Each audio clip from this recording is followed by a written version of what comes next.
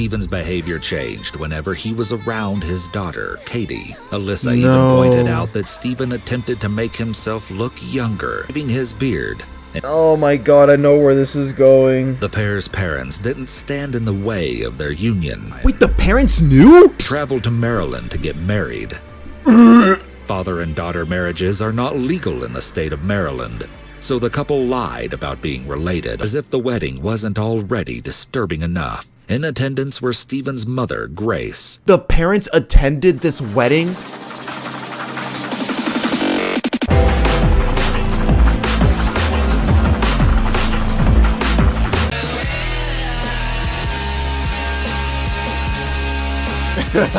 All right, let's watch it. Oh yeah, first let me pop open the Diet Coke. Everybody spam your Diet Cokes.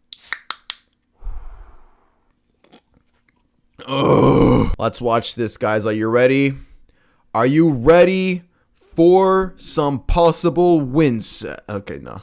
All right, 3, 2, 1, let's go. He killed his baby, and he's in the house. Okay, you said that he told you he killed his baby? Okay, ma'am, listen to me. What's your name? I don't know how you can get to that point of like murdering a baby. That's insane. Like just like grabbing it and like it's looking at you, right? Because like it's not like fully there yet, so he doesn't know what the fuck you're doing. To be able to look the baby in the eye and to like choke it, hell no. Reconnect with her biological demon parents. Shit. She had no idea that it would be the worst decision of her life. Although she may have been looking for a rekindled relationship with her family, that relationship would take a disturbing turn for the worse. What is up, Iwu crew? Today we will be following the destructive series of events that turned a man into a cold-blooded killer. They say blood... Do you think, chat, that you can be turned into a psychotic killer, or are you born one? Thicker than water. But when it comes to this case, it will be proven that father doesn't always know best. Let's get into it. As a young man in his early 20s, Stephen Pladl groomed an underage girl from San Antonio he had met over the internet. He decided to make the trek from his home in New York all the way down to Texas to meet the young girl. The year was 1995, and the girl was 15-year-old Alyssa. The pair... We're only a minute in. Jesus. Parents didn't stand in the way of their union, even though Alyssa was still a child at the time. Wait, the parents knew? The pair's parents didn't stand in the way of their union, even though Alyssa was still a child at the time. Jesus. The two continued their relationship, and Alyssa soon became pregnant just 2 years after meeting Stephen. On a January day in 1998, the young 17-year-old Alyssa went into labor, and together with her soon-to-be husband Stephen, welcomed a little girl into the world. Alyssa allegedly witnessed Stephen physically abusing their infant daughter, who they named Denise. According to Alyssa, he would pinch Denise so hard that he would leave bruises all over the defenseless baby's body. If that wasn't enough, she claimed that Stephen would even trap the baby in a cooler and diabolically wait until almost all the oxygen had run out. Oh, no. When I hear shit like that, he was born this way. He was born this way. He was not made into this. But these were sadly only just a few of the alleged abuses his daughter would experience at her father's hands. Fed up, Alyssa stepped in and did one of the hardest things a mother could arguably do. She decided to give her baby up for adoption so that her 8-month-old could live and be happy. Mom. Stephen and Alyssa's daughter Denise was adopted by Anthony and Kelly Fusco, who were described as very kind and open-hearted people. They renamed the baby Katie, and she was sent to live with them in their happy home in Dover, New York. There, Katie would grow up to become an artistic young lady on her way to college. All the while, her birth parents, Stephen and Alyssa Pladl, she has a nice smile and had another daughter nearly 10 years after giving up Katie for she's pretty. adoption.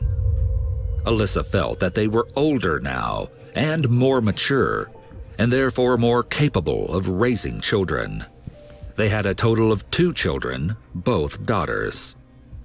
While the couple raised their 2 girls, tension between the pair increased. Alyssa said her ill-tempered husband's behavior continued throughout their marriage, saying, "He would destroy things in the home when he was upset, punching holes in the walls." Jesus. Making matters worse was the claim that Stephen could not hold a steady job for nearly 8 years, leaving the burden of providing for him and their 2 children on Alyssa's shoulders. Stephen's unpredictability caused great concern for his wife. Alyssa would later describe Stephen's true character by saying, "I was always on eggshells. Whatever his mood was, everybody knew, and that mood was often not happy. A lot of yelling, a lot of things smashed in the house, in front of our kids." I vow to never fucking be like that, bro. To feel like you're always like uncomfortable in your own house because you don't want to say the wrong thing, you don't want to do the wrong thing, out of fear that like the person that you live with could just snap. You don't even feel safe in your own house. Joy returned to Stephen and Alyssa when they received a notification on their social media accounts. It was from their firstborn, Katie, who was now 18 years old. She had turned to the internet to help her track down her biological parents and was successful in locating them. After trading messages, Katie changed her plans of studying art in college. Instead, she moved down to Henrico, Virginia, to live with her newly found biological parents and younger sisters. Katie's adoptive parents were wary of the arrangement, but decided that she was old enough to make her own decisions. Familial bonds were formed, but Katie's arrival would only push Stephen and Alyssa's marriage further apart. Stephen's behavior changed whenever he was around his daughter, Katie. Alyssa even pointed out that Stephen attempted to make himself look younger by shaving his beard. Oh my god, I know where this is going. Fucking disgusting, dude. Like, what are you trying to do? Up his wardrobe. Noticing the growing kinship between Katie and Stephen, Alyssa felt the need to disclose to Katie the abuse she had suffered at the hands of her father when she was an infant. But the news didn't faze. Oh yeah, she did. She doesn't really know. Yeah, she was too young. She doesn't know how much this guy abused her. Katie. Instead, the father and daughter grew even closer. Oh, you fucking nasty piece of shit. Between Stephen and Katie took an awkward turn when the 40-year-old started sleeping on the floor of Katie's bedroom. Growing concerned by the situation, Alyssa asked Stephen why he felt the need to sleep in her room. He became confrontational and stormed out of the house. Stephen's affection for his daughter had transcended normalcy. They had fallen in love. In November of 2016, still unaware of her husband's and daughter's intimate relationship, Alyssa moved out and filed for a divorce from Stephen. They split the custody of their 2 younger daughters, and Katie stayed in the home with Stephen. Now with nothing in their way, Stephen and Katie continued their incestuous relationship. It wouldn't be until the following May when Alyssa would finally realize the extent of the affection between her now ex-husband and their oldest daughter.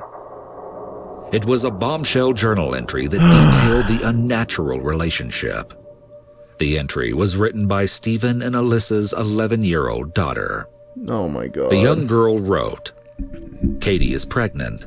Dad says they feel like couples. No. Did they get a little too drunk that night?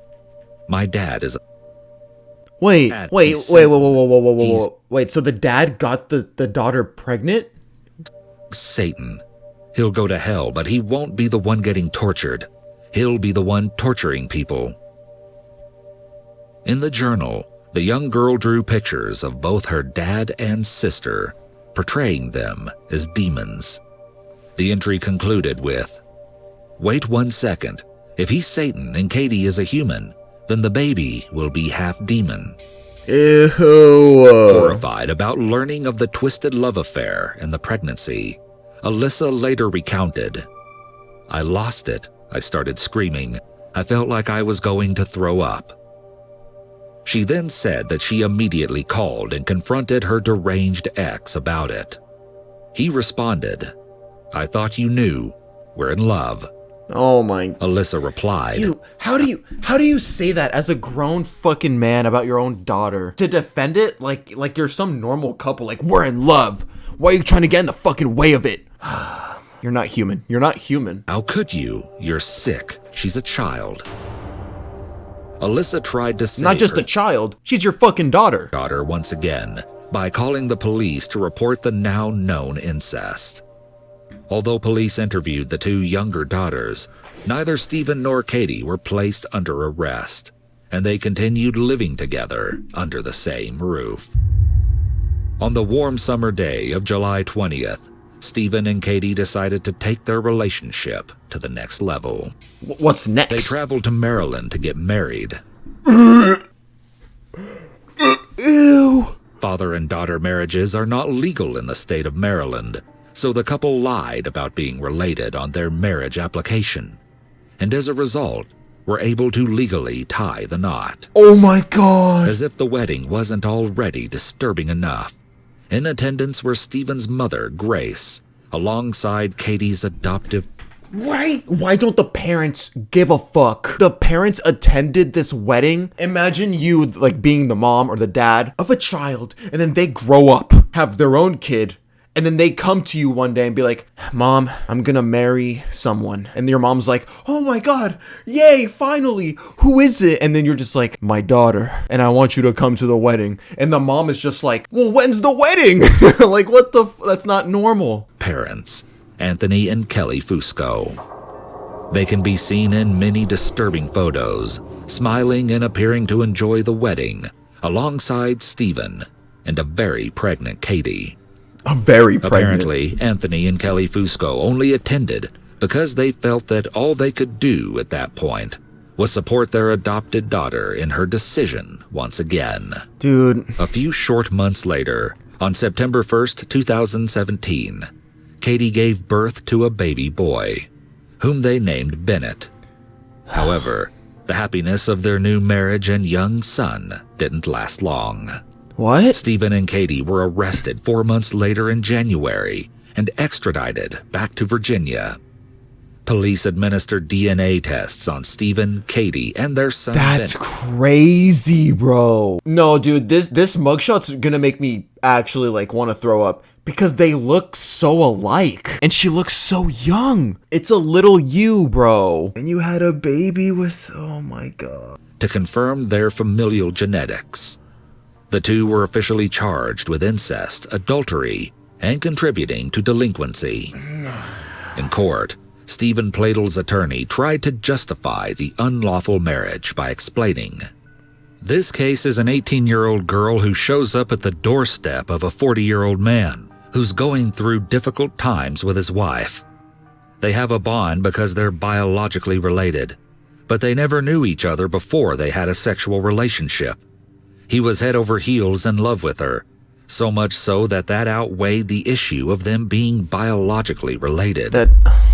It's like if one of you guys in chat right now showed me proof that you're like biologically related to me. Yeah, I never knew you before this, and then I want to pursue a relationship with you. That just logically is kind of brain dead.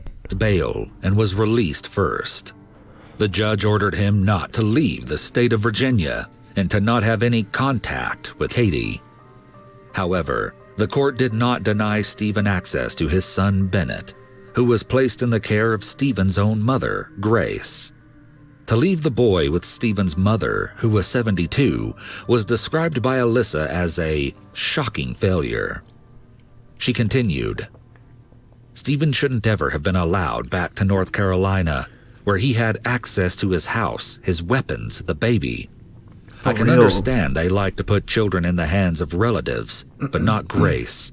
She wouldn't have been able to stop him seeing the baby even if she wanted to." Katie was later released on bail and was also ordered not to have any contact with Stephen. Dude, she's so She pretty. decided to move back in with her adoptive parents in New York. However, It's not her Katie fault, bro. Like, she's young. She had like a whole life ahead of her, and this man just fucked it up for her. Broke the no contact order and called Stephen and told him that she wanted to end their relationship. Heartbroken, Stephen did not take the news. Oh, she wanted to break up. All he had left in the world was Katie and the baby. Things then took a devastating turn. On April 11th, 2018, Stephen went to his mother's house to pick up his infant son, Bennett, telling her that he was going to take the baby up to New York to see Katie. His mother didn't try to stop him.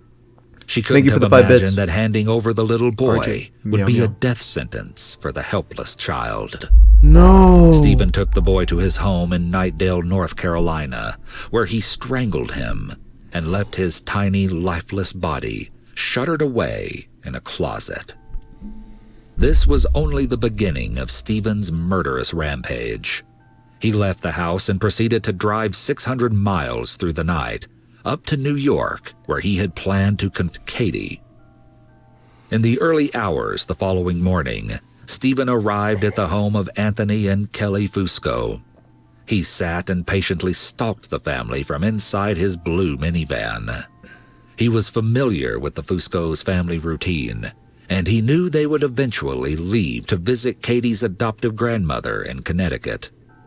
As expected, Katie and Anthony emerged from their house and pulled out of the driveway in their Toyota pickup truck.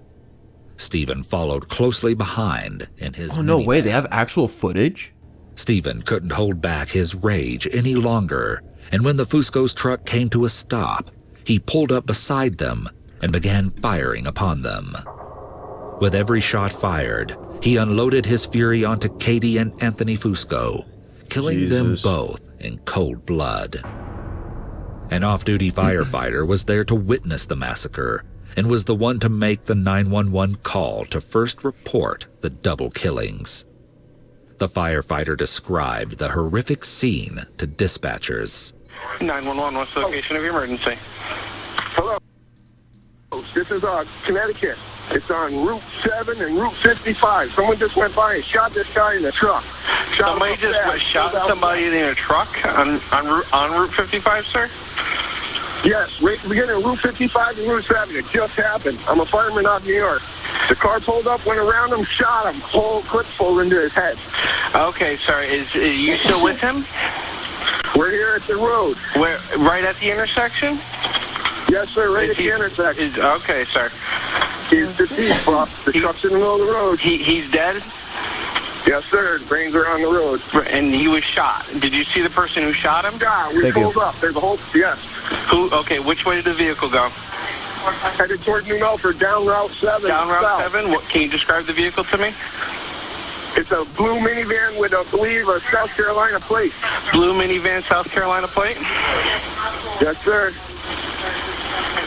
A light blue minivan. Okay, sir, just stay on the line with me. 911 dispatchers soon received another phone call.